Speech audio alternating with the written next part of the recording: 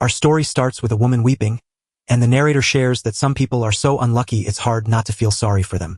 We see a woman running away from a scary multi-armed monster that was attacking other people, including a man named Kong, while a little boy watches this chaos on the news. In it, we see that Kang's parents also died while they were on their way to pick him up from school. It wasn't enough that they took everything he owned. They also left him alone on the street to face life as an orphan.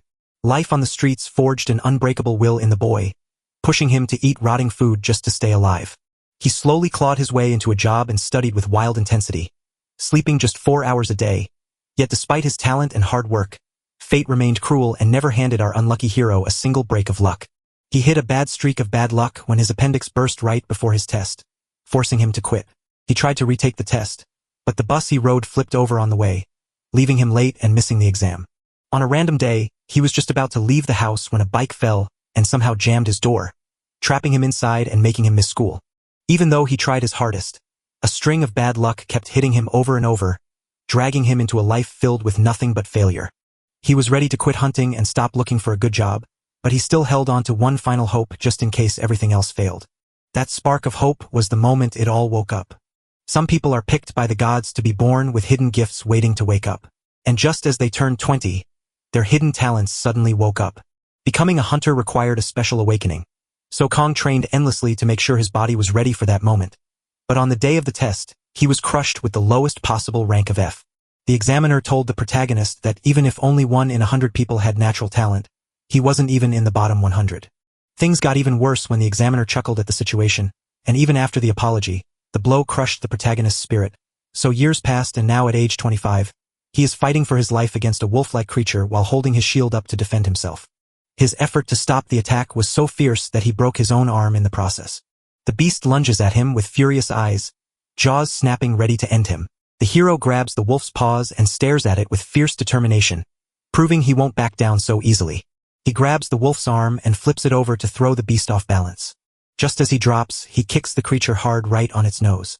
Then the creature smashes down onto the ground, sending everything in its path flying.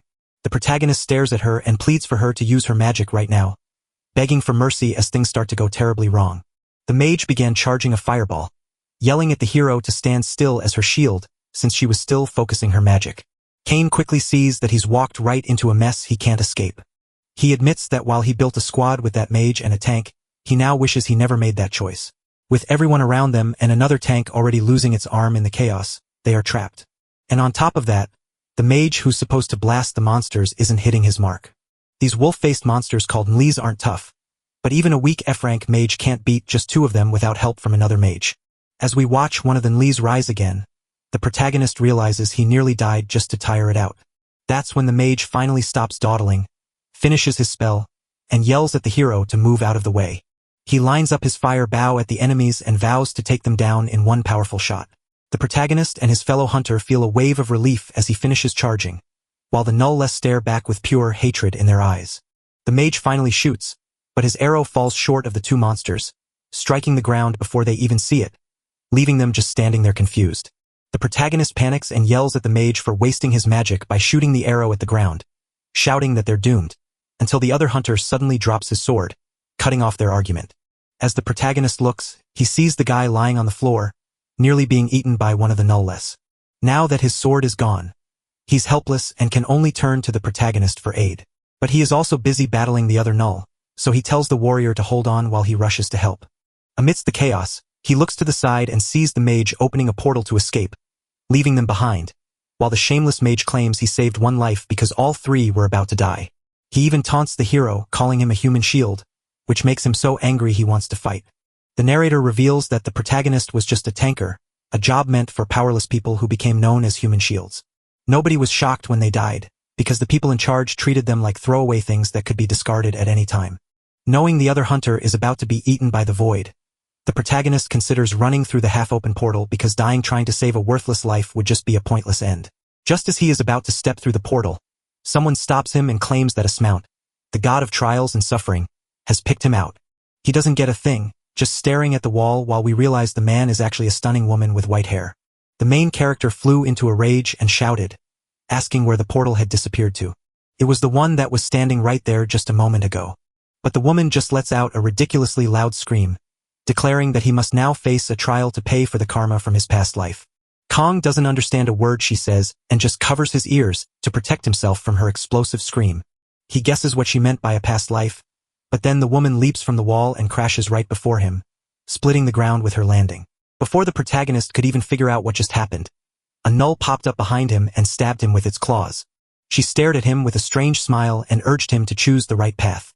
Then the scene shifts to the other hunter, who is still fighting for his life as the null hunts him down. He wonders where his life went wrong, and we learn his name is Kim Chu-nik. Next, we flash back to the hunter's past, where he grew up with a mother who could no longer stand her abusive, drinking father and left him and his dad behind. But it wasn't long before his father died in a car crash, leaving Kim all alone with his grandmother as the only family he had left. Before monsters descended on the world, Ken was just an ordinary boy. After he grew up, he lived with his grandmother and did whatever he could to help her out. He lived the ordinary life of a regular paycheck getter, staying far from the hunters until one event changed everything and became the turning point of his story. His grandma suddenly fell ill with a rare sickness, and the doctor told him the cure would cost him a fortune. With no way to get that crazy amount of cash, he knew he had to find a fortune, even if it meant risking his own life. That's when he chose to become a hunter, only to fail the exam at 20 and find himself in a pretty tough spot. He had only his grandmother left, so he pushed himself until he became a hunter just to keep her safe. But then the scene jumps to today where he is being attacked and about to die. Kim looks back on his memories with regret for agreeing to the mage's mission, knowing all along that the other guy would likely leave him behind. He's about to lose his fight against nothingness, and he worries about how his grandma will cope with her treatment once he's gone. Suddenly, the wolf freezes mid-attack just as a sword slashes near its ear, ending the monster's threat instantly. Kim is stunned and can't believe he's still alive, so let's rewind a few moments to see what happened when Kong got slashed by the wolf's claws. The woman points at him and claims he was a demon in a past life, which is why his current life is full of bad luck. The protagonist is totally confused, especially since he's still alive after that big hit. But the woman just places her hand on the wolf's claw and it vanishes as if it were made of paper. He presses his hand to his belly and finds the wolf's bite has vanished without a trace, as if it never happened. Then Kong asks the girl what's happening and makes sure he heard her correctly. She says he was a demon, and for a moment we catch a glimpse of who he used to be. Kong still doesn't get it, so the woman tells him it's his choice whether to listen, but she warns that unless he fixes his past mistakes, he will never be happy. By finishing these trials, he can wash away his past sins, earn rewards based on how hard each one is, and finally find the only path to a truly happy life. She runs toward the confused protagonist and tells them it's time to start their first challenge. Our job is to get Kim Chu-nik, the hunter, out of this dangerous place alive. Yet she keeps rambling while I remind her that we couldn't even stop the monsters before, so I'm not sure what else I can possibly do now. She grabs a strange glowing blue leaf from her pocket and pulls it out to show the boy, declaring it his reward for the mission. Right back to the moment when Kim was hanging on by a thread, barely alive. Our hero charges straight at the monsters, sword raised and ready to fight. The two empty spots spot him, and one of them snatches a piece of wood, ready to fight. As they rush at him, the hero twists open a small vial and a burst of magic flies out. As he holds the sword, magic wraps around it, turning his blade into something absurdly sharp. Now with this new power, he rushes straight at the enemies, raising his shield to stop their strikes. He sprints across the battlefield at a speed he never knew he possessed, effortlessly dodging every attack that comes his way. Finally, he slips under a monster and yanks his sword up, slicing straight through the null with a perfect strike.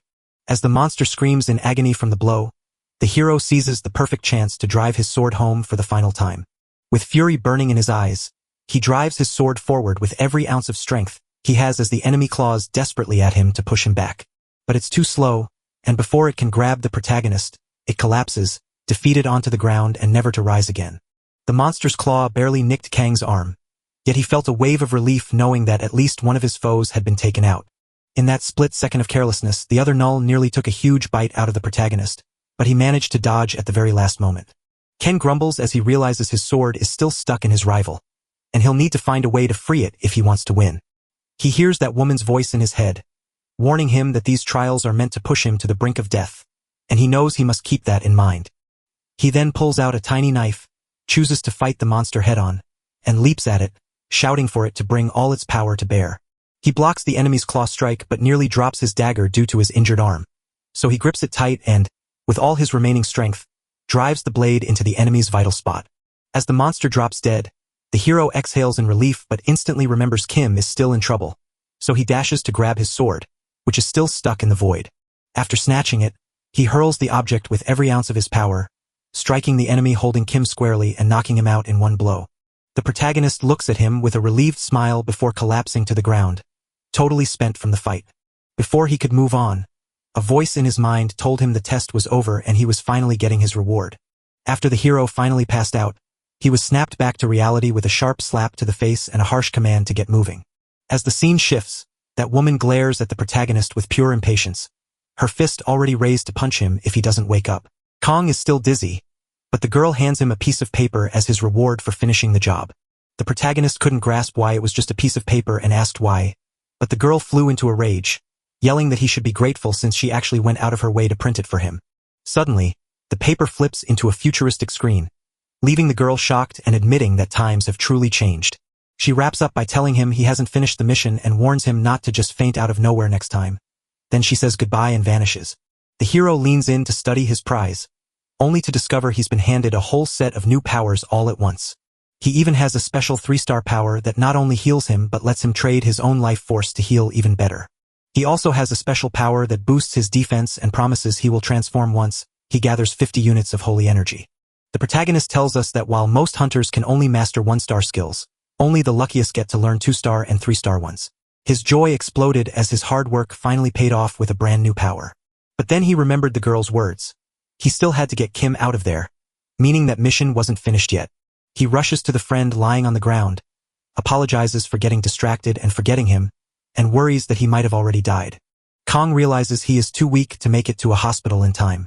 The protagonist suddenly recalls his healing power, realizes it's the reason he got the reward, reassures Kim he'll be fine, and then starts using his magic on him. Though his body was torn apart by the null strikes, the protagonist's magic suddenly began stitching every wound back together. The story then shifts outside to the hunter management office. We spot that traitorous mage from earlier striding toward a room, grumbling about why they summoned him so suddenly. He strides in with a smug grin, snapping that they'd better hurry up since he doesn't have all day. Inside the room, a group of hunters face off against the mage known as Moon Summon, demanding to speak about his last mission. But the room wasn't empty, because the protagonist was there, and Moon froze in shock the moment he realized the kid had made it. The hunters made Moon sit down while he hurried to sneak out the door, so they ordered him to be held down instead. The coward sprints down the hall, only to be caught by another huntress who pins him down and scolds him for leaving a friend behind on his last job. She goes on to say that leaving your teammates behind in another world is a terrible crime. Moon tries to talk his way out by asking if they actually have proof that he left them there on purpose. But the huntress shows him a screen proving they caught everything, so he can't deny it since he ran without hesitation the moment his spell failed, and that flight will be used against him in court. As he panics after discovering he's been recorded, the person in the next room quietly listens to every word he says. The huntress approached him to thank him for his help, noting that this proof would crack the case and that he must have faced a terrible ordeal to get it. She said that while many hunters kill each other in the other world, finding proof of those crimes is almost impossible. But the hero notes that he's lucky because he always records his missions, and this time was no exception. The narrator says that killing someone was too easy in the other world, so hunters always had to pick their partners with extreme care. When Moon's attack failed, he instantly lost his cool and felt no guilt at all, while the maid saw them only as human shields he bought to die in his place. After watching the footage, the huntress notes that he is far stronger than a simple tanker and wonders why he still works as one. If he joined the army, he'd get weapons to fight monsters, but the hero points out that guns don't work well against those with tough defenses.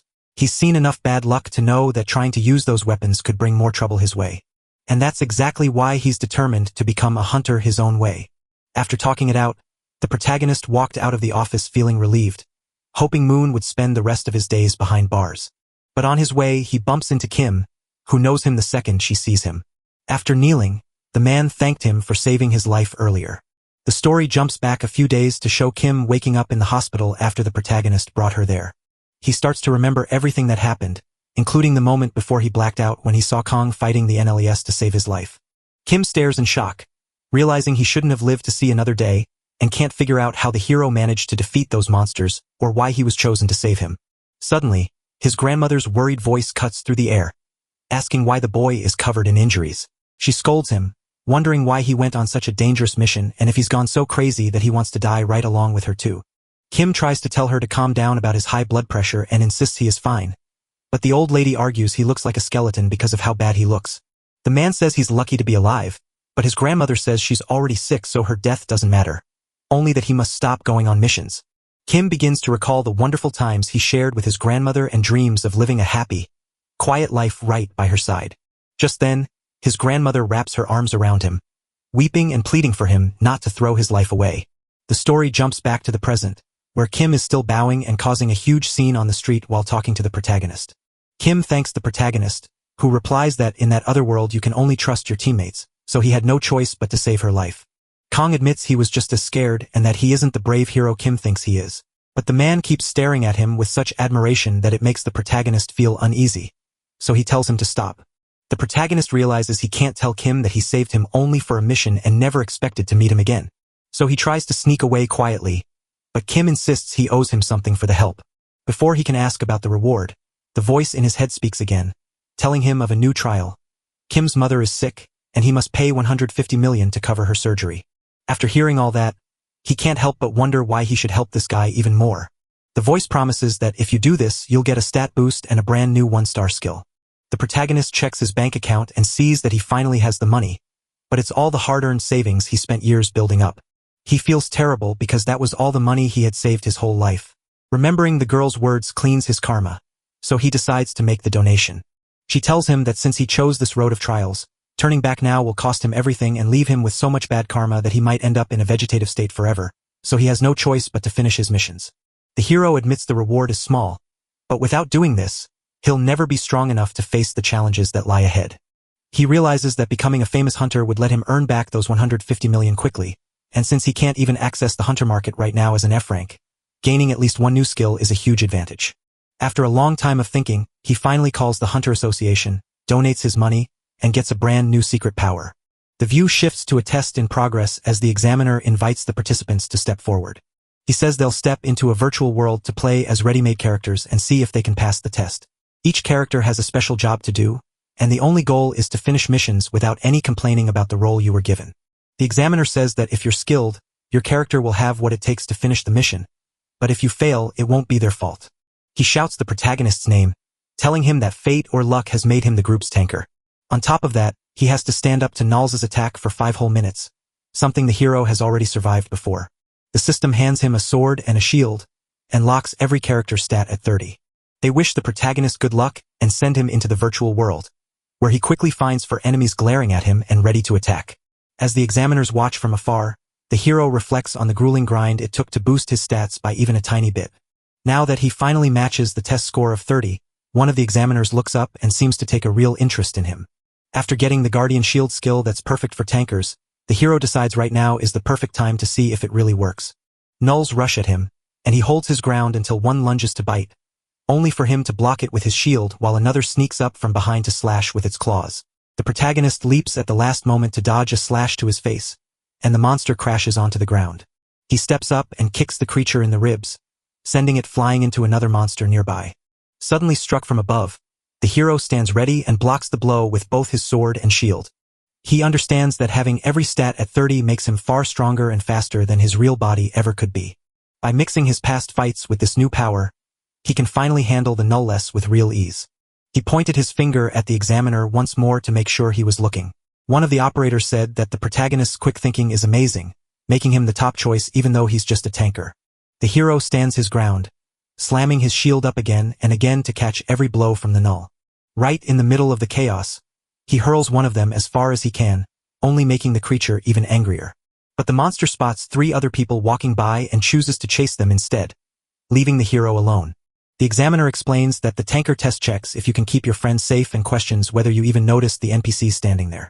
Suddenly, the null lunges at them, but the hero activates his guardian shield, which instantly makes every null turn their gaze toward him, and amazingly, he manages to block all 3 attacks, including one from behind with his sword. The examiners are amazed as the hero realizes this power works by drawing enemies closer and turning their attacks back on them. He says that as A's mound cleanses his karma, it pushes him to play more selflessly, giving up for the team's sake. Because tankers stand at the front to guard everyone and are the first to get hurt if things go wrong, people desperately need more of them to join the fight. Once folks dreamed of driving tanks for the big paycheck, but eventually, the danger of the job scared everyone away. The danger was great, yet the pay was just as high, making this the perfect job for the hero. To him, life on the tanker felt like the right choice, far better than getting stuck in the endless paperwork of an ordinary office job. The hero wandered so far that he didn't even notice the test was over and the monsters had disappeared. Now his main goal is to climb the ranks and leave Frank in the dust, since he can't join the top raids anymore and he's desperate to shake off his low-rank reputation. And that's when he glances up at the massive screen revealing the results, and everyone freezes in shock as they see the protagonist's perfect S+ rank. The scene shifts to the Hunters Club, where one examiner is failing everyone and calling them all pathetic. He says, "These people can't even pass a basic test, so what were they thinking applying in the first place?" The examiner asks if they don't know their own limits, since the battlefield isn't a playground for them to mess around in. As Missy talks about a painful memory from her past, he suddenly stops listening when he spots a file that grabs his attention. He was blown away by how the protagonist acted like the perfect tanker, taking no damage while drawing monsters to himself and shielding his teammates so well that he seemed to have mastered the whole test already. But then, another worker calls over the examiner, and we learn he's actually a team leader too. Back to the test, a huntress explains that in the next round, the group will split into teams of 5, and 2 of those teams will face off in a combat trial. They'll be whisked away to a low-level zone where they must fight and kill every monster to move on, and only the best fighters will get to go further. Everyone will be whisked away to a random zone to meet their mystery teammates, while the leaders themselves will also be chosen by chance. She calls out the names of the team leaders, starting with Team 1, which will be led by a blonde boy named Min Hyung. Team 2 is led by a boy named Joe Hambiel, though no one knows how he got the job since he's already sweating like a pig. The 2 leaders agree to settle it with a game of rock, paper, scissors to see who gets to pick their team members first. After getting just a few wins, he is asked to choose someone for his team. He picks a tanker as the first member, and Joe Hambiel points out that a strong front line makes raids much easier as long as everyone else does their part. The men picked a giant, super muscular guy to be their team's tank. When it was Joe's turn to pick, he got so nervous he realized only 2 people were left. He stared at Kangen's thin frame and couldn't help but laugh, asking if he was truly a tanker. But since having someone who can drive the tanker is better than having no one at all, he decides to pick him for the team. The team selection drags on for a while before finally stopping, leaving us with our full squads. The examiner warns that in a real fight, no one will be there to save them, so they must use this 30-minute break to get ready for the test and learn their team's moves. Min's team cheers over their secure fuel line, and the leader assures them that staying in their spots will keep things on track as they begin plotting their next move. At the same time, the hero's team is having a rough time with a truly terrible mood hanging over them. Noticing the leader was too nervous to speak, the protagonist stepped in to chat and asked if they were going to plan a strategy as well. Hearing that, Joe stammers and shouts, trying to get the team excited by asking if anyone has a plan ready. As they speak, the examiner keeps a close watch on the protagonist. He tells the protagonist that while he shows promise, his lack of natural talent is the reason he failed the test. Then, with 30 minutes ticking away, the examiners shout that the test is finally starting. Next, the view shifts to the virtual world where Min's team, dressed in their assigned class gear, walks across a grassy field. That's when the big tanker ahead screams for everyone to get out of the way. Suddenly, an enemy pops out of nowhere and smashes his shield. Min screams for everyone to get together because she sees a bunch of armed orcs coming right at them. The tanker taps into his iron body skill, boosting his defense to keep the orcs' blows at bay. Min proves he's a true leader by telling the healer to watch over the tanks and ordering everyone else to charge at the orcs. The archer shoots an arrow at an orc, who blocks it easily with his hand to distract the others, while the swordsman slips in low to stab him. The orc fights back and their weapons crash together with a loud clang. One of the orcs grabs a chance to sneak a hit on the swordsman with his axe. Knowing what was coming, the tanker activates his guardian shield, the very same move the hero used before, which instantly grabs the attention of an axe-wielding orc who rushes in to clash with him. Soon the other 2 orcs rush in to join the fight, and all 3 charge at the tanker at once while he does his best to keep them back. Min thinks that while they look like they're in trouble, the healer's magic should let them hold on long enough for him and the archer to sneak up on the orcs, but then a scary growl from the distance makes him freeze in panic. As he looks up, he sees a huge army of armed orcs charging straight at them. He counts to find 8 more orcs coming closer, realizing the first 3 were just scouts. He lunges at one of them and sprints away, shouting for everyone to get behind the tanker. The tanker named Yung Su fights hard to hold back the 3 orcs, but is almost losing his shield. The healer screams at him that he must hold the front line or they will all die right now. While the examiners spy on the scene from afar on their drone, one of them grabs a microphone and begins talking to them. He points out that people often miss the mark, realizing the government's hunter rankings aren't just awards but serve a deeper purpose. People trust an E-rank hunter to handle E-rank missions because that's exactly what their skill level promises to deliver. It was no surprise to see an F-rank tanker getting hammered by a horde of orcs. If he could take out those orcs on his own, he'd already be aiming for a rank far above E. He was saying that to pass the test, one person's skill isn't enough. Everyone needs to step up or they all crash, so when one person starts falling, another shouts that the exam is failing them all if the tanker tips over. He yells at his healers to do everything they can to keep the tanker alive while he and his friends sneak around to surprise the orcs from the back. Min rushes forward to slash an orc with his sword, barely dodging its angry comeback, while the tanker gets battered and is about to drop his shield. The fight rages on as the archer takes out orcs to distract them and the healers keep everyone alive until, after a long struggle, they finally pass the test and leave the game. The first tanker out hits the floor hard, knocked out and hurt. The others stare in shock at his condition until a nurse rushes in to give him first aid. The rest of the team is worn out, but they still get a well-deserved cheer for finishing the test. While the tanker is wheeled out on a stretcher, the announcer declares it's the protagonist team's turn to step up. Joe stops dead in his tracks when he sees everything, and suddenly he starts wondering if they're really going to make it. He and his group step through the portal and land right in the middle of a swamp. Joe figured their tanker is even weaker than Team 2's, so he's going to throw him right into the front line. As the whole team trudges through the mud, the hero keeps his eyes locked on the path until a sudden, heavy stomping from nowhere makes him freeze. Joe shouts a warning that something is coming, yells for everyone to get into line, and pulls back his arrows. That's when an armed goblin leaps forward and crashes into the mud right in front of them. Just when they thought it couldn't get worse, the group felt their feet slowly sinking deeper into the thick mud. The examiner kept watching the test, noting that while hunters usually study the ground before fighting, these soldiers had to jump right in and adapt on the fly, giving the goblins the easy advantage. As things go badly wrong, the group tries to run while a goblin flies in with a knife meant to hit anyone. But the blade bounces off Kangan's shield because he stepped right in front to take the blow. He drives his sword into the goblin, forcing it to run away, then tells everyone to calm down so they can fight back against the goblin's attack. As one goblin draws his bow and aims an arrow at the protagonist, he deflects the shot with his sword and realizes the goblins are working together to attack. He sees that a hobgoblin is pulling the strings behind the scenes. But right then, none of that mattered because he had the exact skill needed for the job.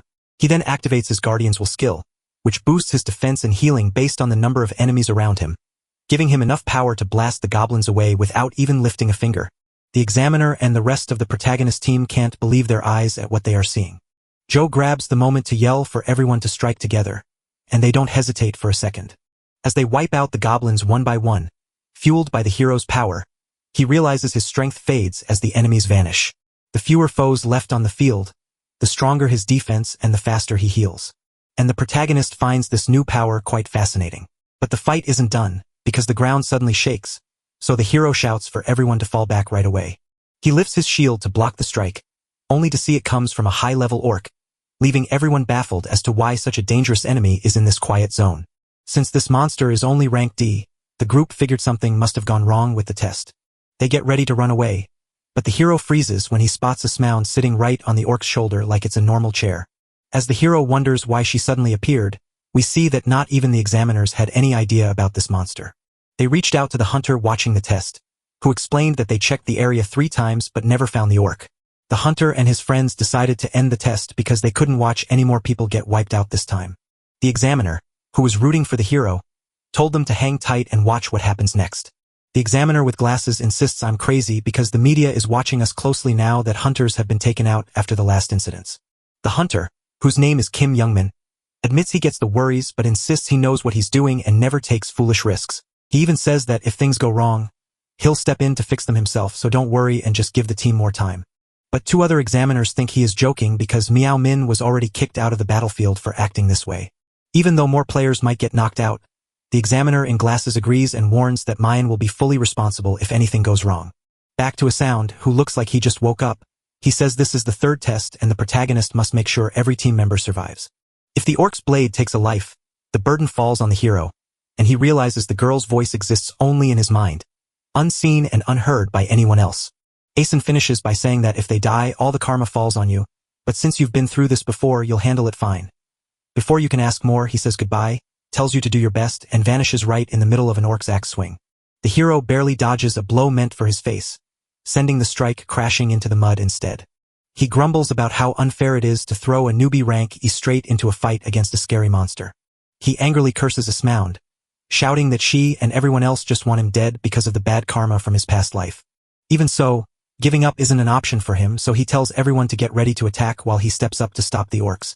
He holds his shield up just as the orc brings its axe down to crash into him. As the orc charges straight at the hero braces himself to take the blow. He slips away at the very last moment, then grabs his sword and dives under the orc to strike. The beast spots him and, burning with anger, swings its axe at the boy, but he spins around to the back and slips out of the way. At that exact moment, the powerful wind rushing past from the orc's swinging axe tells him that a single hit would be his final breath. Joe, trembling with fear, draws an arrow and yells to the team that the tanker is fighting to keep them safe, so they must fight back, too. But everyone there had given up long ago and felt so scared they could barely move. One of them even starts to wonder if they've lost their minds in the middle of all this chaos. The guy even blames the protagonist, claiming that if he hadn't jumped in front, the examiners would have already called the test off. Instead of taking action, he just stands there wondering what the administration is up to. While Mong watches in silence, Joe jumps into action, firing his arrows to take down 2 goblins. The other 2 hunters, trembling with fear but refusing to run, step in to fight alongside them. One of them floats a tree up and hurls it at the orc. The monster spins around after Joe shoots it and lunges at them, but the hero steps in and slashes its foot with a sword to stop the charge. Even as they throw everything they have at him, the orc refuses to fall and only gets angrier until he goes completely berserk. The hero is shocked that such a monster can still move that fast, but before he knows it, the orc strikes him with unbelievable speed. In that chaotic moment, we lost sight of Kong while Mao Man watched helplessly and Joe screamed the hero's name, only to later see the protagonist launched far away by the orc's powerful blow. He tries to rise, but an orc rushes in to punch him, and the hero holds the blow back with his shield. But the orc swings its free hand to slam the axe handle into the protagonist, throwing him to the ground. The examiner with glasses shouts that they must act now, but Meowen stays quiet while watching, and the hero slips away from the ogre to slash its leg with his sword. But since he's completely worn out, his healing power kicks in and starts to refill his health. But even that wasn't enough to fix his tiredness, and while his teammates asked if he was okay, the protagonist started wondering if he should just quit. But after thinking it through, he realizes the only way to win is to stop the orc before it gets any further, so he gathers every bit of strength left in him and promises to hold the beast there until the very end, giving everyone else a chance to escape alive. He yells to his friends to stop worrying and keep fighting, promising that he can take it. Even as the examiner gives up and the orcs fall, the hero's team keeps striking at the remaining enemy. Kong notices the orc is getting tired and tells everyone to hold on just a little longer because they can win. But the orc, furious from exhaustion, crashes another heavy hit into the protagonist, sending him flying once more, only for the group to jump on the opening and rain attacks down on it. After taking so many hits, the orc finally crumbled to its knees, and Joe let out a breath of relief, declaring that they had won. Suddenly, the orc lets out another roar and hurls its axe at the hero with every ounce of strength it has left. Joe screams for the hero to watch out while Kong tightens his muscles, unsure if he can stop the blow. But halfway through, he notices something is off and sees the axe wasn't meant for him. The axe flew right at the hunter who had complained about the hero earlier. The battle was so chaotic that he had completely forgotten the guy was even there. Watching him, the hero freezes in terror, fearing that if even a single person falls, he will pay a heavy price to his karma.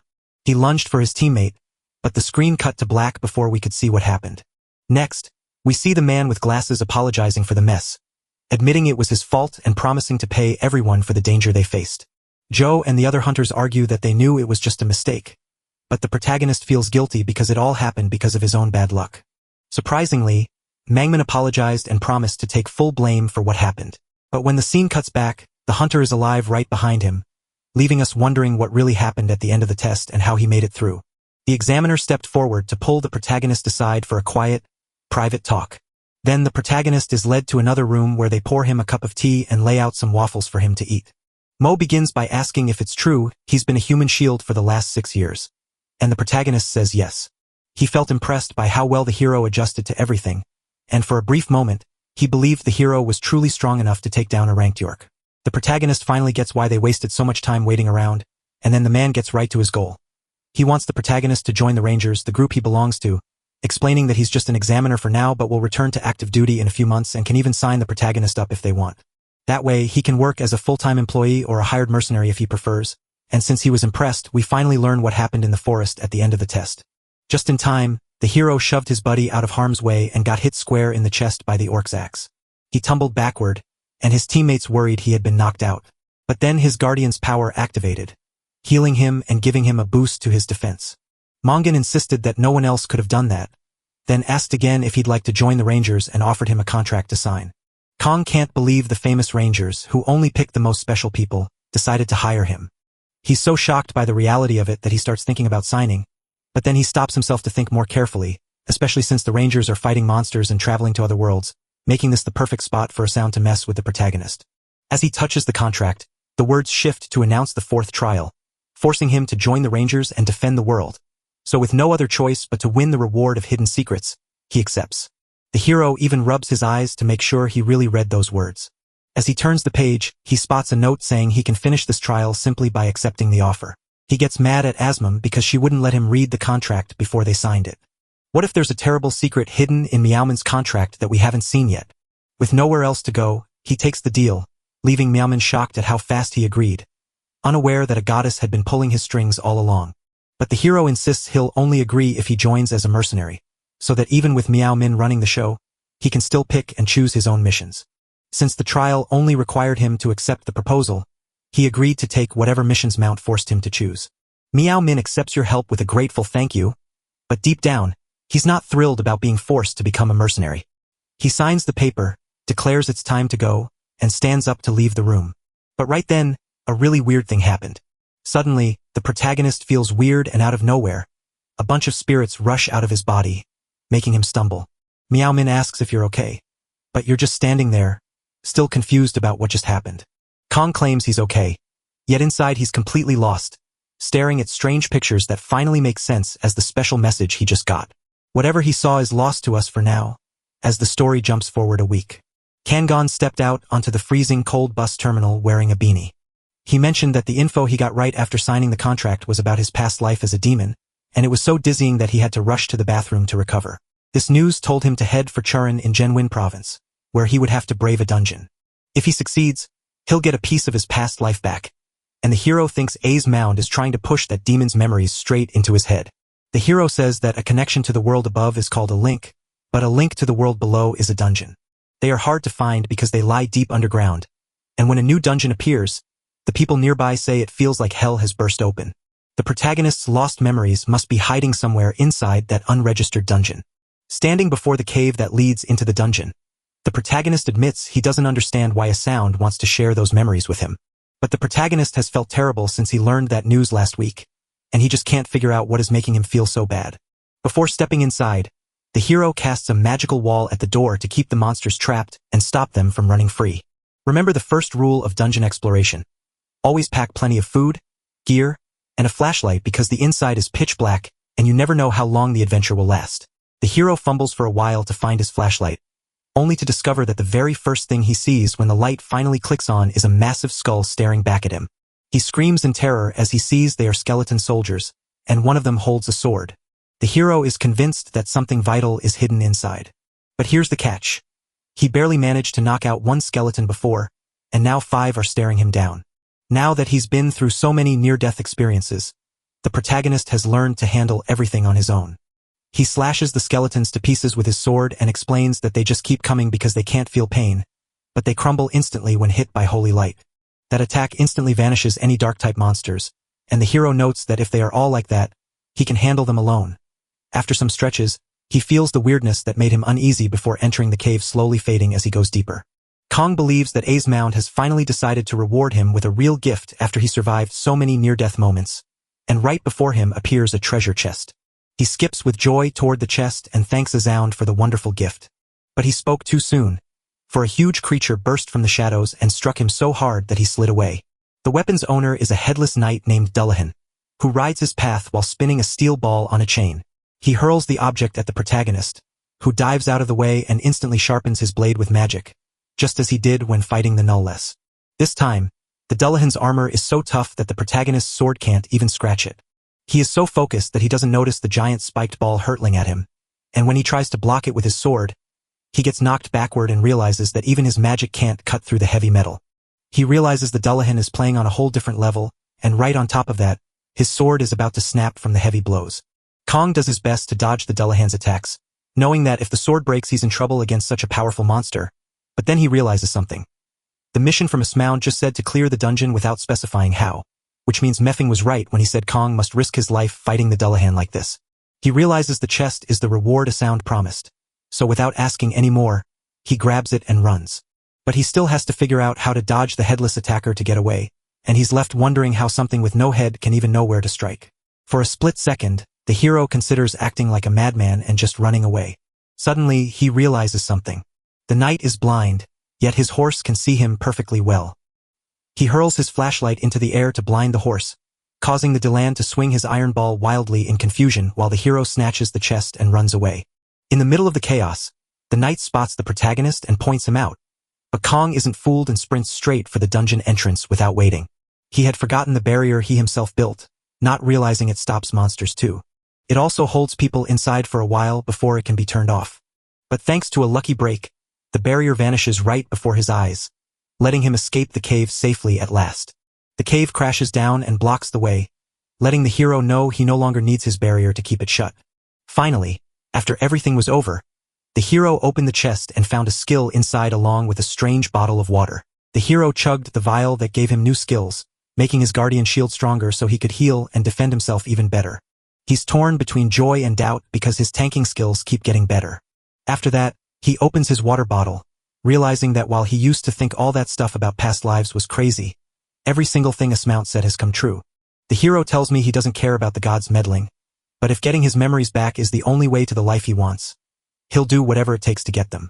He then drinks the liquid from the bottle and starts seeing the past come to life before his eyes. In this scene, a lone swordsman from a volcanic land named Zhang Haiyong just took on many warriors and promised by his very name that he would defeat a dark demon. He points his sword at the lone figure in the middle of the battlefield and calls out to fight, causing the creature to fly toward the warrior who draws his blade, though the battle ends almost instantly. The scene shifts to show the warrior lying defeated on the ground, confused and asking the demon standing tall on the battlefield why he killed so many innocent people.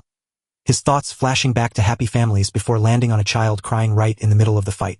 The demon scratches his head, confused by the warrior's demand for a reason behind his actions. He walks up to the fallen warrior, and when he lifts his face we see it is exactly Kangan's, and he simply says he does it because he likes it. The warrior stares in shock at the answer, but the demon strikes before he can even think about it. Then the dream fades, and he wakes up standing in the forest right in front of the chest. Even though the vision was terrifying, the hero at least found two new powers to use.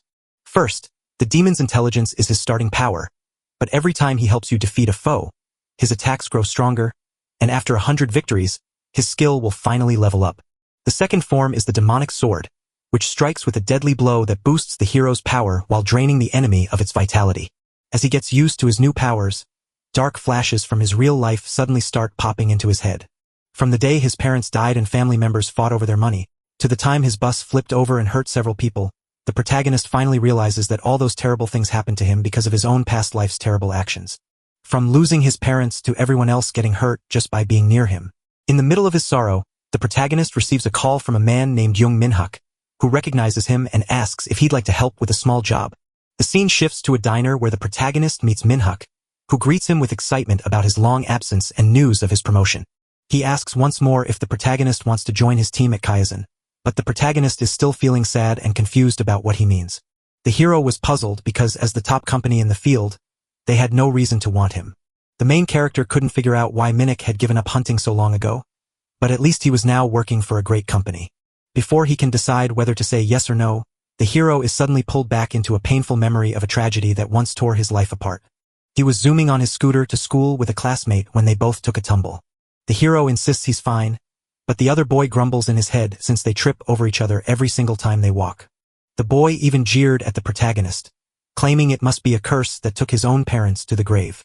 The main character gets furious, but the one stepping up to the boy is Minhuk, who asks, "Is that really what you say to a friend?" The boy asks why he was suddenly yelling, and Minhuk replies that some things must stay silent, so after the boy apologizes, the protagonist accepts it and says it's all right. Minhuk jumps on his scooter and races ahead, shouting for the protagonist to follow, while the security guard leads the students behind. Then the story snaps back to the present moment. Minhuk tells the protagonist that now that he's reached rank E, he can tackle tough high-level raids with a company by his side to pick the best teammates and help him grow as a hunter. The hero still can't shake his past life as a demon and doubts if he'll ever feel right being a hunter. He tells Minhyuk that he only came to the diner today to finally see his friend's face after all this time. The protagonist was about to ask a question, but Minhyuk cut him off by claiming he likely didn't get promoted due to his lack of skill, and that becoming rank E was probably just an examiner feeling sorry for him. In the end, even a hunter who misses his mark can go far if he has someone like that to help him. He won't stop talking to the hero, trying to talk him into joining the company. But all of a sudden, the hero feels something really strange. Suddenly, a ghost from his dark demon days haunts him again, and he feels that same terrible sickness creeping back over him. Minhyuk's worry turns to concern as he asks if his friend is okay, gently reminding him that pushing too hard means he truly needs an agent like him. But the hero feels this way because his phone just buzzed with news that he'd officially joined the Rangers. He apologized to Minhyuk for leaving so quickly despite their long silence, but knew he couldn't stay to dwell on it. He insists he only dropped by to visit his friend and say thanks. Minhyuk says it's okay to return the forgotten phone on the table, but they get cut off by a news report announcing that an E-rank portal has suddenly opened and turned their area into a danger zone. Minhyuk asks for a safe place to hide, so the hero points them toward the crowd sprinting for shelter and tells them to follow. Suddenly, a lizard monster holding a huge trident smashes through the window and breaks everything. The monster knocks over the tables and lands on one customer, who desperately tries to run away. The man cries out for help as his wife watches with growing worry. Stuck with no way out, the hero finally snaps and decides he has to act. Minhwa yanks his shoulder, urging them to flee before more of those monsters arrive, and admits that no one will blame a rank E for running away to stay alive. He warns the hero to quit his brave act and leave before they tear him apart, but the hero is pulled back to his past again. Kong realizes the monster has already skewered one person on its spear and is about to do the same to the man lying on the ground. He realizes he can't let this go on forever. He keeps catching glimpses of the people he wiped out in his past life. Finally, he makes up his mind, swings his dark sword, and slashes right into the enemy. The monster was flung away, the old man found his wife, and Minhyuk stood frozen, staring at what the hero could do. Kong admits he's changed from his past self and urges everyone to run before more enemies show up. Minhyuk stares at the boy in total shock while the boy promises to show everyone just how much he has changed. Then the scene jumps forward to show police arriving to help the people who survived the lizard men's attack. Manhwa's on the phone, and when the other person asks if he finally got the protagonist to join up, Manhwa says no, admitting it was a tough sell that leaves his caller fuming. The person says he feels useless and insists that, no matter if Kong is ranked F or E, Minhyuk should have used the company's good name to win him over. Minhyuk tries to say sorry, but the other person is so angry they just hang up the phone right in his face. The man lets out a long breath of relief and begins telling how the hero fought the monsters, admitting he hardly knows Kong anymore. Even though the diner is safe, more lizard men are still attacking the civilians. The hero throws everything he has at the monsters to save his friends, but they keep coming so fast that he can hardly fight them all by himself. He chose to hold up the shield of trials to pull the enemy's focus right onto himself. But it doesn't work because there are too many enemies around, and not all of them are watching him. He knows he's outmatched right now, but with help coming in just a few minutes, all he has to do is hold his ground and keep everyone safe until they arrive. Just as a lizard man lunges with his spear, you trigger your guardian's will to harden your defense right away. With that, he braces his shield and smacks the enemy, sending its attack flying back. The best part is that with so many foes around, his special skill makes him tougher the more enemies he faces. The hero uses every boost he has to slash at the foes with his sword and manages to knock out a few. Yet many are still standing, and if the hero isn't careful, they could turn into a huge problem. Or at least it would be, if it weren't for that new power the demon got, which makes him smarter and his hits stronger every time he kills an enemy. He stares at his sword for a split second before a civilian scream yanks him back to the present. At last, the army shows up and the soldiers open fire on the lizard men, keeping the shots going until they are told to stop. The platoon leader orders his men to scatter and check every dark corner of the buildings for any survivors. Next, we watch as soldiers rush in to help the hurt people and take out any monsters that dare to appear. But as one of them digs through the broken pieces of the building, he spots the hero lying in a ruined heap on the ground, clutching nothing but his blood-soaked sword. The soldier spots you and leads you to his boss, who shows you a recording of the fight that just happened in the building. The hero stands alone, cutting down every lizard man with pure hate burning in his eyes. When the commander asks if he's a ranger, they admit they don't know and just say he suddenly popped up and started tearing through the monsters. People think he's just a hunter trying to act like a hero, but luckily no one got hurt. The commander commands them to find the protagonist and take him in, because even if his heart was in the right place, letting bad hunters keep going will only cause big problems later. But the soldier explains that there's a different issue, and given how bad the protagonist looked, It seemed he might not have survived at all, until he woke up to find that his savior was Kim Chunik, the very same man he had rescued from the dungeon back in the story's beginning. The protagonist thinks of him and hopes his grandmother's surgery went well, but he's still too weak to ask. Kim worries about his wounds and asks if he truly defeated all the monsters alone, but the hero just rises and says he has to leave. Kong stood up and took a few steps, but Kim said he couldn't get far in that condition. Sure enough, the protagonist takes just a few steps before falling to the ground, and Kim realizes his wounds are far worse than he thought. The hunter warns that since the protagonist is only rank F, they will be caught and arrested if they ever get caught in that condition. Kim proves he's a good man by refusing to let the hero who saved his life go to jail. He silently lifts the protagonist onto his back and carries him off into the shadows, risking his own future trouble so no one will ever find out. The scene shifts, and when the protagonist opens his eyes in the hospital, he is greeted by Kim's grandmother, who tells him to rest after noticing he looked much sicker upon arrival, only for the doctor to later reassure her that he is now out of danger. The lady hands him a plate of sliced apples and tells him to just eat, sleep, and follow the doctor's orders until he feels better. She tells me that he saved her grandson, waited years just to meet him, and heard he was truly amazing. As he takes a bite of the apple, the taste is so sweet it transports him back to his childhood days with his mother still alive. The journalist gets ready to go on air and share the sad news about the E-rank portal that happened in Wangami tonight. Then he speaks to a soldier, asking about the citizen who disappeared and wondering if they heard the testimonies. The soldier told him that as soon as he got there, he rushed to help the young man, only to find that all the monsters were already dead.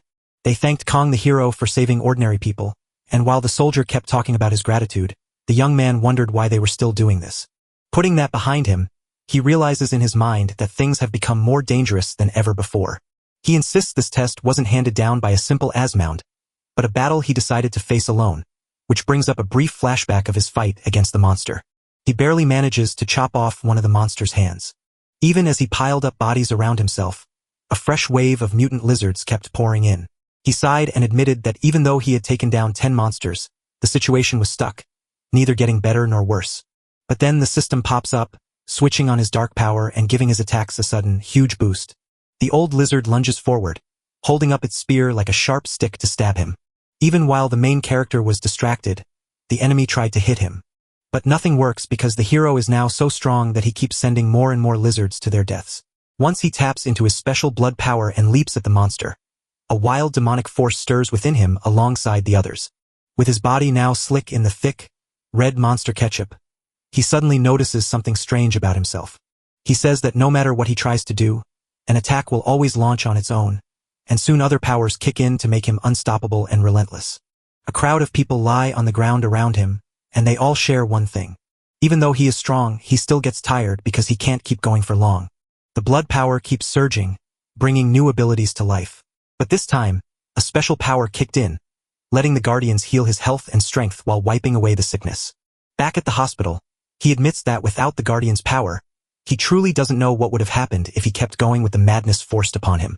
Bestie insists the blood power ability doesn't belong to our world, and even the system gets it wrong when trying to explain it. So worried about what just happened that he doesn't even see someone holding out an apple to him. A lady who was staying in the hospital with him gave him some delicious apples to help him feel better. She says it's amazing that people like the hero of the disaster still exist. She also mentions that someone gave her the money needed for her operation. The MC stayed silent while her grandmother realized that the mysterious stranger who paid for her surgery was actually her own grandson, who had secretly sent the money straight from his account because no one in their right mind would help a total stranger. She still struggles to believe she can finally afford her surgery, so the MC asks her why she hasn't gone through with it yet, and she explains that she's decided to take the money and now believes they'll let her have the procedure next week. Kong sets the conversation aside and asks her what skills are needed to get the Guardian's blessing. Just then, the lady cuts in to share how her grandson, who grew up all alone, will find a blessing in this so he never has to be by himself anymore. Kong keeps eating but gets stuck on what the lady says, then realizes he's not like the monsters and loves helping people, so he wishes her well for her surgery, and his power and faith grow from that. After recovering in the hospital, the MC stood before a building guarded by a heavy security detail.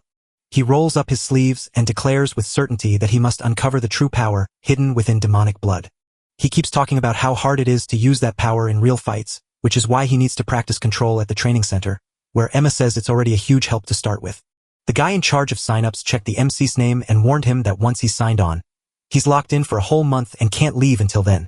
Then the MC reassured him, and the attendant told him he'd get all the details once he stepped inside and talked to the system.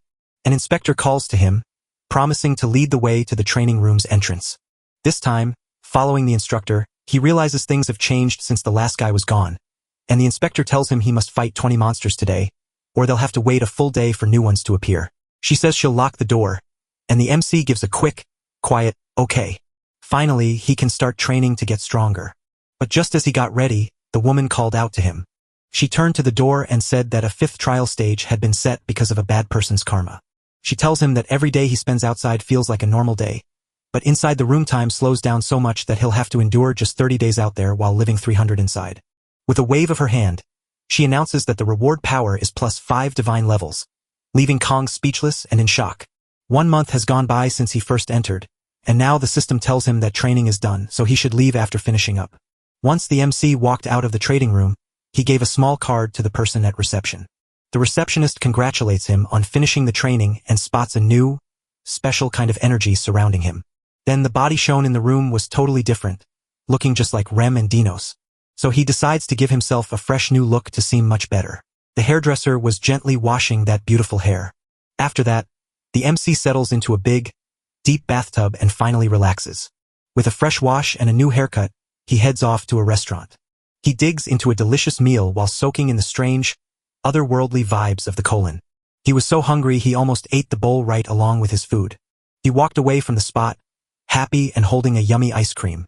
He bursts through the door, rushes to the bathroom to relieve himself, slams it shut, and locks it while leaving his bag right outside. After finally going to the bathroom, the MC crumbles to the floor, completely drained from the ordeal. Hours tick by as he lies there, only for the system to pop up and tell him he's survived the 5th trial. The sun rises on a fresh chance, and this time we stand in Sandangu. Suddenly, a horde of goblins wielding heavy clubs crashes in, smashing everything in their path. A few are already locked in our sights, waiting to be brought down. Once the targets were locked in, the order went out to blast those monsters. It gets done, but it hardly works because the goblins are tough to break. Driven by a hunger for blood, the goblin tears everything in its path apart. The soldier dumps his entire clip into the monster, yet the beast keeps charging straight at the soldiers. He grabs a car door to block the bullets, but it doesn't hold and he gets hit anyway. Then the guy breathed a sigh of relief, finally taking down that first-class goblin. Everyone hurried away and clambered into the military truck. He's talking on the phone with someone else, telling them to be careful out there. Then the brown-haired one asks if the guy was talking to his younger brother, and Chun Sik nods and confirms it was. The brown-haired one claims the guy worries endlessly about his brother, but the other disagrees, saying it makes no sense at all. They both hold the phone up to stare at the picture of the younger brother. Seeing the guy acting strange, he warns that this kind of behavior is a red flag. As they chat, a new recruit steps in to say the inspector is hunting for Mr. Kim Chun. The brown-haired warrior froze in shock when he heard an inspector was calling for him. A woman named Min Yong steps up and tells everyone that she is a reporter. Suspicious of the woman, the guy asks if she is a reporter. Every woman is curious about the E-rank warrior who grabbed everyone's attention with his amazing powers. When the woman asked to learn about the E-rank abilities, Chum shut down and wouldn't say a word. The woman says she gets why they want to keep that person's identity secret, but she admits she came here only because she thinks exactly the same way. But even then, that isn't enough to make Chesmet-chun trust you. The reporter whispered that a real protector would never spill secrets like that, and all that loud excitement felt more like showing off than anything else. Realizing he's trapped, the man starts sweating nervously as the woman pulls a surprise from her bag, tells him she knew he'd crumble under pressure, and then hands him the package. Suddenly, the truck driver yells for him, and he snatches the package without even asking what's inside. The woman looks happy to have finished her work. Back at the dorm, he holds the package and dries his hair.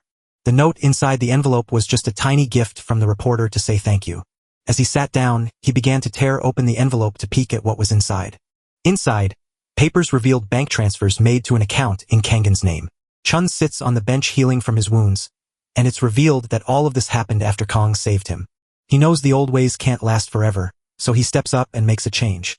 First, he hands a cup of coffee to the nurses at the hospital. They both thanked him, even though they were super tired from their long shift. He seizes the moment to bring up the unpaid hospital bills. Just as he was about to speak, someone jumped in to talk to him about that very thing. He is left so stunned that he begs them not to kick his grandmother out, but the nurse gently tells him not to worry because the bills have already been paid. So desperate was he that he didn't even hear what the woman was saying. The woman insists once more that an anonymous donor paid for him and his grandmother. Her words finally reach him, and he begins to weep with joy. This time, he cries over the papers from Kang's transfer, feeling deep happiness even though he regrets not being able to thank his benefactor. So he wipes his tears and says once again how truly happy he is. With that, he dives into his pocket, fishing around for something to grab. Now he plans to call the reporter and talk to her about this person. A few seconds later, the woman's phone buzzed with messages, bringing a smile to her face because she knew who it was, only to realize with a heavy heart that she would never learn the identity of the person behind the call. But this makes her get tired of the same answer she keeps hearing. The poor reporter is impatient and curious, but she can't get any information. The reporter, desperate for news, insists that Wang Simi's tanker will never slip from his grasp. Suddenly, a cold shiver runs from his toes all the way to the top of his head. This time, the MC joins a group to step through the black portal once more. Johan thanks Kangon for joining the team, but he warns that moving forward into such thick fog is dangerous. Young Chan, another E-rank hero, looks around confused, wondering why the exploration team hasn't warned anyone about the fog. The D-rank hunter stays silent because he has no clue what's happening either. But the MC grumbles about the fog showing up just as he arrives and wonders if this might be karma. He then admits that this is a problem they're sorry to say they can't fix. He keeps talking about how the thick fog will make it hard to see far, but they should still be able to spot things out to about 10 meters. With that, another guy steps up to ask if the MC means they should just wait around in the dark. But Kong reaches into his bag and pulls out a jar of ants to help them find their way. Hours go by, and the fierce fighting leaves nothing but rubble in the area. Jung just can't believe anyone would bring ants to a raid and calls it a stupid move he's never heard of before. As the MC spreads out the sticky liquid, Chan hesitates, wondering if he should just follow along without thinking. Jung Chan grumbles about the poor visibility just as an alarm suddenly starts ringing out of nowhere. This forces Kong to stand guard and pay double attention. Right then, a massive beast starts to creep out of the dark. As the monsters draw near, the MC shouts a warning and readies himself for the fight. The three guys hide behind the rocks to stay safe from the attacks, while a healer shakes in fear just from hearing the monster's heavy footsteps. One mutant ant creeps close to the sticky, honey-coated rock. The sweet honey makes them go crazy and start making loud, scary noises. The protagonist starts taking them down one by one as his defense gets 5% stronger with each hit. He plunges his sword deep into the ant's body and brings it down just like Vasco did. While he was busy fighting one ant, the others grabbed their chance and struck all at once. Yet this nasty move isn't enough to take Kong down, who manages to protect himself. But then an ant emerges from the dust and shatters the rock, leaving him helpless to defend himself as he is attacked. Without mercy, the ant rained down punches on his head, but the MC broke free and hit him so hard his head split right in half. The archer sends one of his arrows shooting out. His arrows fly true and he instantly scores a double kill. Since nothing ever goes perfectly, one arrow nearly hits the hero, giving a mutant a chance to sneak up on them. They thought they were won, but they were actually cut right in half. The redhead lets out a sigh of relief as he lifts his axe, which is still covered in the remains of the monster he just fought. This leaves the guy amazed by their skills, even though they don't seem to mind attacking in a messy way. But that doesn't mean the same thing for the healer. Just when everyone finally relaxes, a loud boom crashes through the air and scares everybody. The MC is just as shocked as the system starts to boost his powers even more. Soon, a growing number of ants begin to show up. The noise is so deafening that they can't even figure out where it's coming from. The healer is so scared that he can't believe the words he's just heard. Ants hurried their way toward the group. One of them lunges at the healer, who raises his staff to defend himself, but the redhead spots the danger just in time. The attack is coming right now, and the only thing waiting for the healer is a lot of pain. Jung Chan couldn't figure out why that guy was acting so silly. While everyone else was scared of what might happen, the MC arrived just in time to rescue the healer. But the ant still finds a way to take a bite. Actually, what it was biting was Kang's arm. The ant digs its jaws in deep, yet the hero braces his muscles tight so nothing goes wrong. With that, the system powers up his iron body, making him even tougher. There is no second chance for the ant, for Kong strikes it down with one swift blow. All it took was one clean, sharp slice. He stands proud in battle, waiting for tougher foes to prove his strength. Now the system warns that every monster's eyes are locked onto him. Soon, the ants are falling one by one as more and more get defeated. The archer, looking quite large, stares in shock at what he sees. This makes his group doubt just how strong he really is and wonder if he's truly an E-rank hunter. For some reason, the pointy-eared archer turns red when he looks at the MC. Then he asks Kong how he managed to get so strong in such a short time. That question makes him remember every painful moment he endured at the training center. He can't reveal what he did or endured, so he just says he worked hard. To avoid any more questions, he quickly changes the topic and tells the group that everything that happened was his fault. The redhead, gripping a small axe, claims that as long as Kong is around, there's no need to worry about any surprises. Kong thanked him for his thoughtfulness, and Jung admitted he'd never seen a tank this good on his team before. Even though Jung was happy with the battle's victory, he still had one thing he didn't agree with. He turns around to scold the healer, claiming he did nothing and wondering why he's even in the group. Those words made Kong pause and nod in agreement with Jung. He explains that while the redhead dealt with ants from behind, the archer handled the ones at the front. But the mage healer hiding behind the rocks is fair game, so the archer asks his new friend why he joined and tries to smooth things over before the group falls apart. With that, he stepped in to explain things on the healer's behalf. As the archer talks about how the man got here, strange things start happening all around him. Right beneath his feet, the ground starts to shake so hard that cracks open up and send them tumbling into a cavern below. Meanwhile, the system buzzes to say that both your karma and the challenge have grown. Everyone in the group is still breathing, though they're all hurt in different places. Then the MC warns them that they're in trouble because they've stumbled right into an anthill. Then the system whispers that his shield and life will grow stronger with every enemy that joins the fight. Realizing they are doomed, Jump panics and shouts that the warrior ant is almost here. A D-rank mutant, just 170 centimeters tall, creeps slowly toward them. As he thinks, the hero suddenly realizes just how badly he's in trouble for being in a C-rank zone. Right as we speak, the useless healer turns pale and wobbly from fear and pain. Kong steps up and asks Wubin what's going on. The archer with green hair turns around and gets ready to explain. He says Wubin has been scared of monsters since he was little, and when Jum realizes they are now in even bigger trouble, he starts to get really angry. He yells in anger, wondering why anyone as reckless as the archer was trusted with such a vital mission. Everyone is stunned by Jung Chan's words because they know it's not right. Lil Chong shouts again, complaining that falling into an anthill wasn't bad enough, and now they have to deal with a useless mage, too.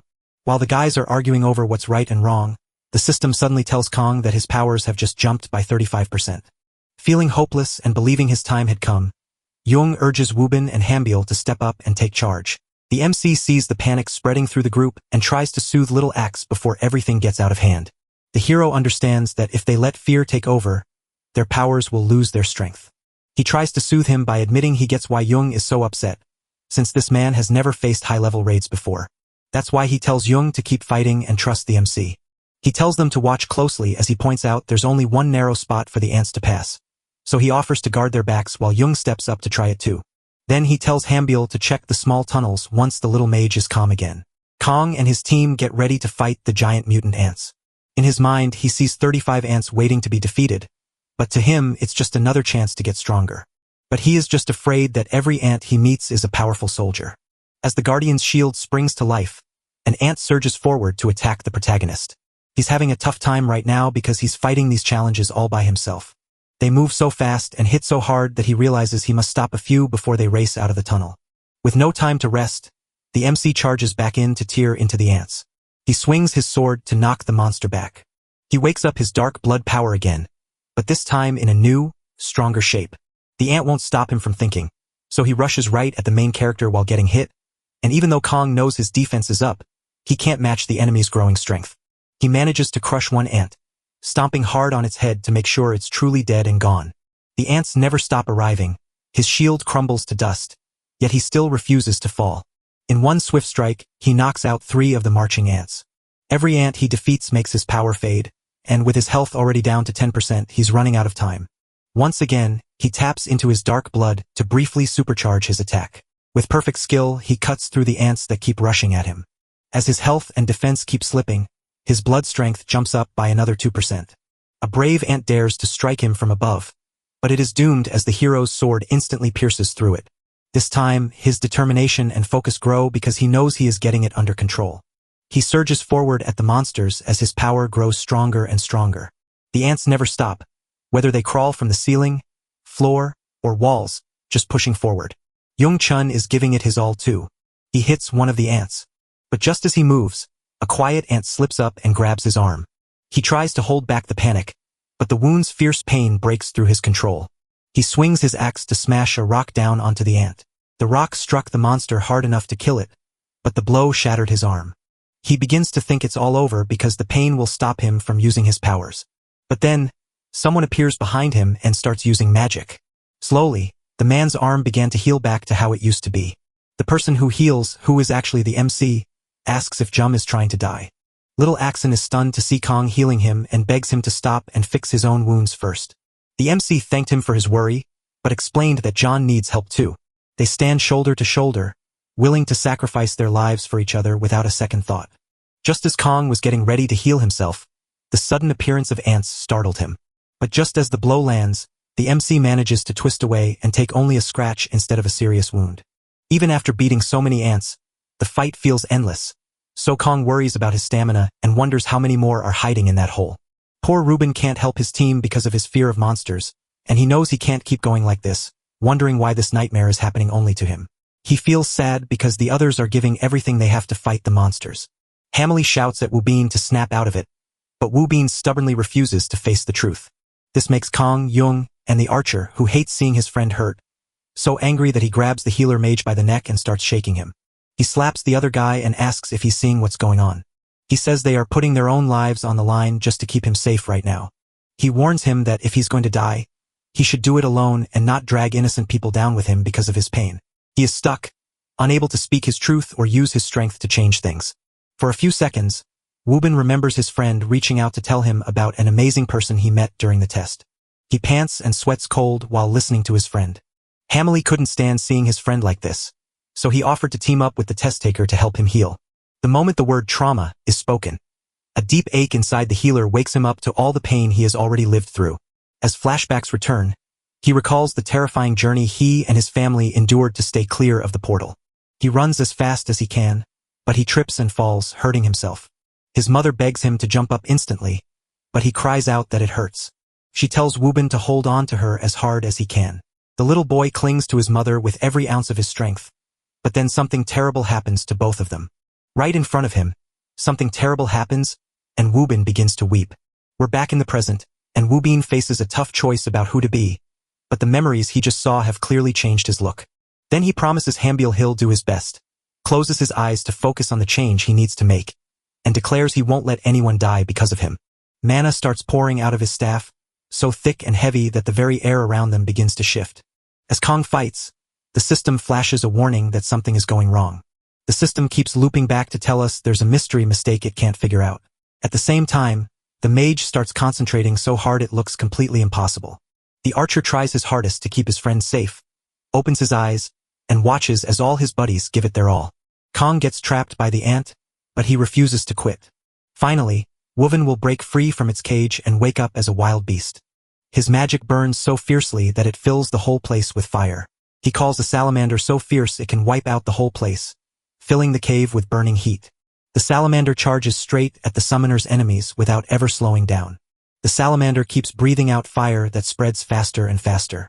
Little Action freezes, terrified by the terrifying sight before him. But as the salamander charges toward him, fear takes hold, and while he walks right through unharmed, only the tunnel where the ants were marching gets destroyed. Our MC is just as amazed by the tiny mage's tricks as anyone else could be. He spins around, struck by the heavy truth of how much pain can break a person. At last, the mage who was once a burden to the group finally sees things change. As Wu Bin burns the whole place, he gets a call from the protagonist telling him to crush the hole the ants are coming through, saying it's the only way to win. Even with Wu Bin's huge strength, the ants keep coming, so he decides to follow the hero's wish, but they are set on their path and won't stop. But one of those monsters slips past the others and creeps right up to the mage. Knowing he can't just leave everything to the boy, the protagonist also readies and turns on his shield power. He lifts his sword, pushing through the pain and tiredness. He hits the tiny soldier ant. With that, the ant staring at the mage looks right back at our hero. It looks like he's ready to fight again, which means he can keep Wu Bin safe. Once he was safe, the summoner did exactly what the main character asked him to do. He finally seals the path, keeping the ants out. The protagonist marvels at how incredibly powerful magic is with so much mana inside him. But the magic was so powerful they had to run for their lives before the darkness could trap them. So Kong dragged Yung Chan and sprinted as fast as he could. The archer shouts for him to move faster. The whole spot gets buried all over again. All that remains are burnt ant bodies. Safe and far from danger, the MC starts healing the most wounded squad member. Kong is falling apart from exhaustion, yet he still cares more about everyone else than himself. Because of all this, Luca Bellino steps in and shouts for the MC. He was stunned that she just popped up out of nowhere. She tells us that Kong has passed the 6th challenge and is finally getting his reward. After the reward, the system shows the MC's new status, and he quickly realizes just how tough it is to raise even one single stat. But the best part of the story is still coming. But the hero has one question for the girl. Why does she want to drag other people into these tests with him? She tells him that he can't finish this test alone and that Wubin is the key to making it happen. She says these variables are wild and unpredictable, just like the mage's sudden arrival in the group. She explains that thinking the test would be easier if he took it alone was a mistake, and in the end, it's all just his karma. She wraps up by telling him all he has to do is shut his mouth and focus on passing whatever trials are coming. She makes a hand sign to ask if he got it, while Kong stands back with a serious look on his face. Then she tells him that if he truly gets it, he should come back to reality right now. As soon as the group saw our hero rise, they cheered with relief and asked if he was all right. Still confused about what just happened, Kong wonders if he blacked out again. He questions why they stay, and the archer replies that there's no way to turn back. The cave sits 10 meters down, and its tricky shape makes it impossible to climb. After telling them they had to stay, the guys decided the best bet was to wait for him to wake up and check if he had a trampoline lying around. Jung asks Hamily why anyone would want something so useless, and the archer laughs, saying it's just a joke. And then Kong shocked them all by revealing he actually had the item. They ask why he has that item, and Kong replies that it is meant for situations just like the one they're in right now. Little Axe-chan looks puzzled when he sees that the MC is lugging around both ant bait and a heap of random scrolls. The 4 friends huddle together, step onto the trampoline inside the cave, and bounce higher and higher with each jump to gain the power they need to break free. Finally, on the 2nd jump, they managed to leap out of the cave. As soon as they walked out of the cave, the object started to fade away. The system alerts him that the item he used has vanished from his inventory. After Kang's team went back to the Hunter headquarters to admit their mistake and get forgiven, the division gave them permission to try a new raid. The other 3 agreed to settle the matter quietly so it wouldn't grow into a bigger problem. Still, the main character is scared that this could happen again and get them banned if anyone finds out. Just as he was weighing the consequences, someone reached out to grab his hand and say hello. He turns his face away, wondering why, while Wubin holds Kang's hand and asks if they can do the next raid together, promising to work even harder so he won't be a burden again. Wubin's words make our hero feel warm and happy. He answers that they are a team and there is no need to worry. With that, the other 2 begin to question the strange words we are using, only to learn that Kong speaks like that whenever things get cringy. Jung-chan recalls Kong telling him that he's not signed to any agency yet. Once the chat at Hunter HQ wraps up, the guys all say their goodbyes. As Jung turns to leave the group, he pulls out his phone to make a call. Then, the Chian administration building appears in the background. We could hear someone in the background saying yes and confirming they understood. The woman beside the older lady wonders what kind of call would make her sigh like that. She tells me she was talking to little Axe-chan, who says they're supposed to hire an E-rank hunter. Surprised, the other woman asks him what he's thinking, while the first woman tries to figure out what he meant. Following Kang's suggestion, the woman digs into his past and finds out that just recently, he was just an F-rank. She recalls Jung's advice to judge by skill rather than stats, realizing the MC is the greatest hunter he has ever known. She knows that if she doesn't help little Axe now with his drama, it will turn into a much bigger problem later. She marked on her hiring list that Jung Chan-woo had recommended her. The printer starts churning out Kang's recommendation. He catches the message and tries to guess who the person in the recommendation is. Just as they question Kang's name, his superior steps in, confused and admitting he has never heard of him. He demands to see the documents, but his eyes widen in shock when he finds that an E-rank has somehow earned a recommendation. While some extras in the background whisper that Minhyuk is up to no good, the supervisor just waves them off, saying he's causing no trouble at all. The supervisor asks Minhyuk if Kong is the guy he once tried to recruit but couldn't get. Then he mocks the poor guy, claiming that if our hero passes the Chinsing selection, they'll lose out because Minhyuk simply doesn't have an eye for talent. The other guy thanks him for his great work, but he means it with a sarcastic tone.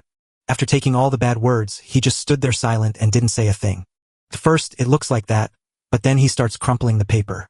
Then he crumples the paper up like a crumpled up trash ball. While the MC pulls himself up to build a broad back, he never stops training for even a single second. A beep cuts through his workout, so he dives into his pocket to grab his phone and check what's happening. A notification popped up with a link for you to click. The link came from Wong's, Just another email address that sends out messages all the time. With that, Kian realizes that becoming a ranger means he'll be sent far away, so he holds his phone tight and hopes everyone stays safe. Meanwhile, the ranger fleet sails straight for the battle. Even the guy the MC helped is on edge, wondering what's coming next. They reach the battlefield and everyone hops out of the truck. The lieutenant tells the team they have to save the civilians, kill the monsters, and never let their guard drop, or their friends will die. The extermination squad gets the job done with cold, efficient precision. The mutant wolves drop to the ground one by one. Even as the destruction grows, the monsters are slowly vanishing. From the back, a voice shouts for the soldiers to keep moving to the next place. So, the soldiers move into place, patrolling the area to make sure it's safe, and looking for any people or monsters hiding there. A watchful soldier begins to dwell on the burning hatred he holds for the Nlees. Even though they checked the ground, they had no idea that monsters were hiding right over their heads. As the creatures move, the boulders start to tumble down. The fighter sees the monsters descending from above and shouts a warning to his friends. With that, they fired at the monsters and were told to make sure not a single one got away. The entire place begins to crumble under the pounding of bullets and grenades. One of the Nlees tries to run away, but a huge boulder crashes down on top of it. A thick cloud of smoke from the wreckage hangs in the air, making it hard to see anything. Even though the air is thick and hard to see through, the soldiers catch the terrified scream of their friend as the monster strikes. But despite being